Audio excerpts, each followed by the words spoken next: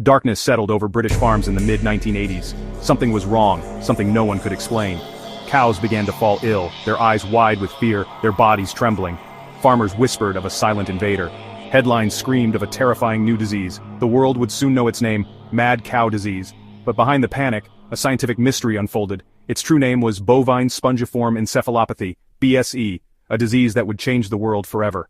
This name tells us a lot. Bovine means it affects cows. This wasn't a virus or a bacteria, it was something new and much more mysterious. It was caused by a rogue protein, a tiny particle called a prion. These prions are misfolded proteins that cause other healthy proteins in the brain to misfold too, setting off a devastating chain reaction. The world first took serious notice in 1986. Farmers in the United Kingdom started reporting cows that were acting very strangely.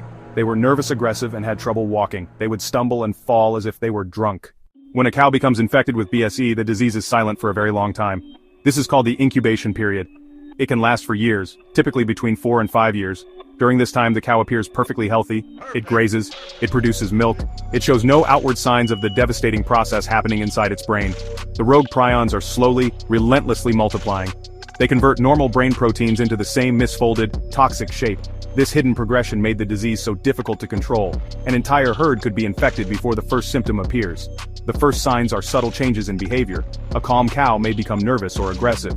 Farmers notice animals being jumpy, overreacting to loud noises, overreacting to sudden movements. They may kick out during milking when they never had before. As the disease progresses, symptoms become more obvious and physical. The cow develops coordination problems. Its gait becomes unsteady. It may stumble frequently or struggle to stand up. This loss of motor control comes from damage to the cerebellum, the brain region that governs movement. For years, the public was assured that BSE was an animal problem. The belief was that there was a species barrier that would prevent the disease from jumping from cows to people. This barrier is a natural defense that makes it difficult for a pathogen from one species to infect another. However, prions are not typical pathogens. In 1995, the world received a terrible shock. A teenager named Stephen Churchill died in the UK from a mysterious brain disease. His symptoms were alarmingly similar to those of the sick cows. Soon more cases appeared, mostly in young people. This was not typical for known human prion diseases, which usually affect older individuals. This new illness was named variant Creutzfeldt-Jakob disease, or VCJD. It was a human form of mad cow disease. Scientists confirmed that VCJD was caused by the very same prion strain that caused BSE in cows. The species barrier had been breached. The most likely route of transmission was through eating contaminated beef products. This was particularly true for products that might have contained parts of the cow's central nervous system, brain, spinal cord, burgers, sausages, meat pies, mechanically recovered meat and factory processing were considered a higher risk. So, the confirmation that BSE could spread to humans in 1996, well, it triggered a global crisis. The United Kingdom, as the epicenter of the outbreak, took the most drastic measures. The government launched a massive culling program. Over 4.4 million cattle were slaughtered to stop the disease from spreading and to try and restore confidence. It was a devastating blow to the British farming industry.